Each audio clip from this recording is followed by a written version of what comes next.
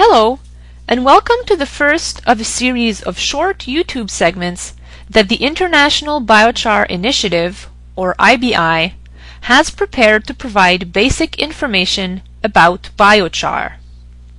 My name is Julie Major, and I am the Agricultural Extension Director for the IBI. In this segment, we will review a brief definition of biochar and see where the idea for biochar technology comes from. We will also consider the question of whether this is a new idea for soil management.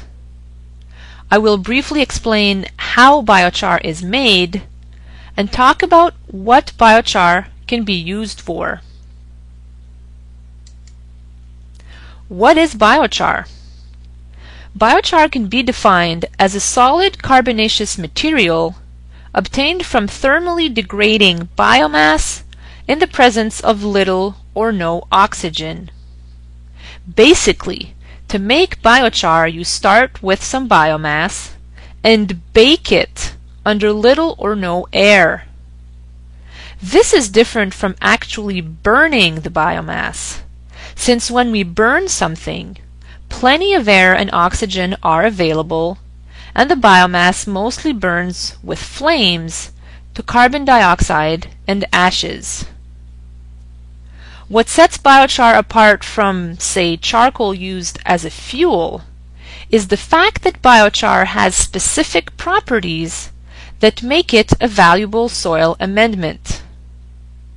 Biochar can be made from a wide variety of waste biomass, including wood scraps and sawdust from sawmills, fruit pits, nutshells, yard waste, animal manures, among many others.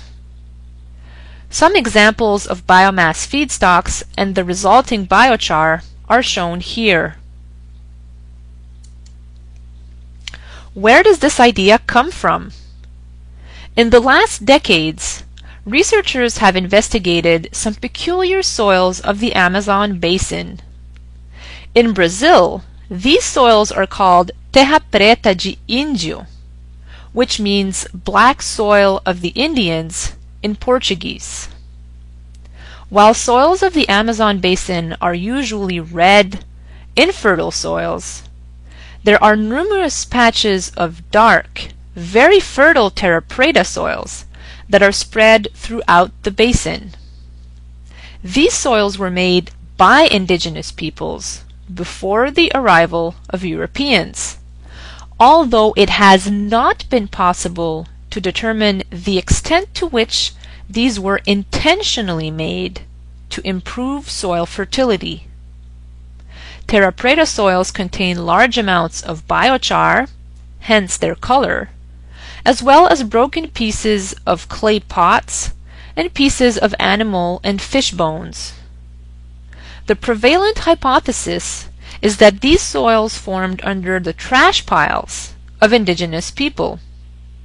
Some are up to 2 meters deep and 7,000 years old and remain much more fertile than surrounding soils, even centuries after the last addition of any material by humans.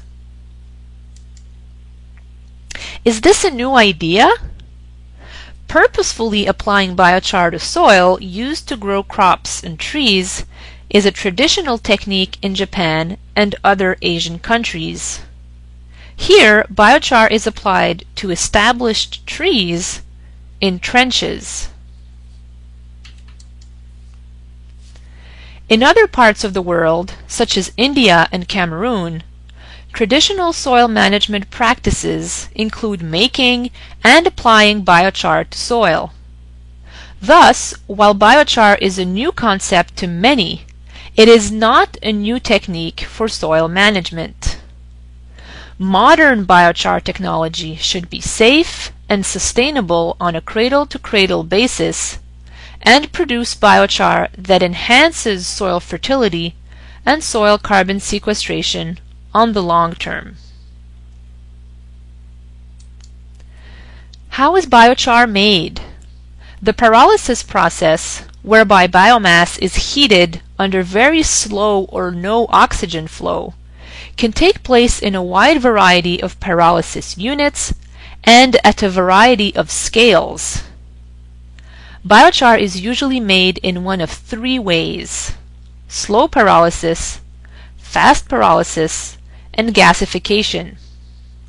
Pyrolysis units, no matter their scale, produce heat which can be used productively.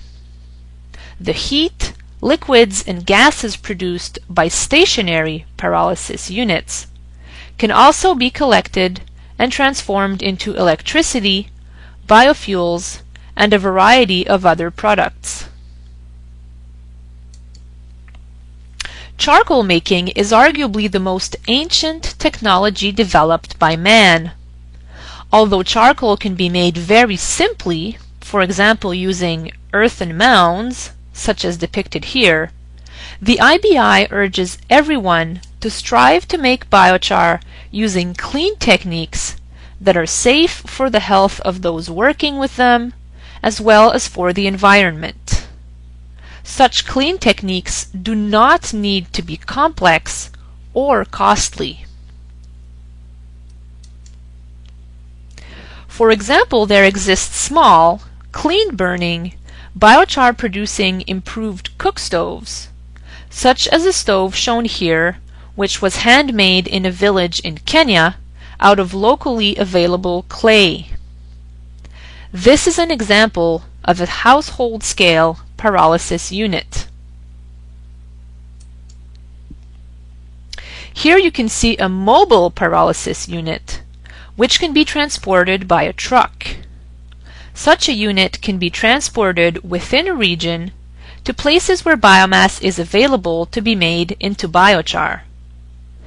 This avoids having to transport the biomass feedstock. This is an example of a large, stationary pyrolysis unit. Such units may be best suited for locations where a large supply of biomass is available.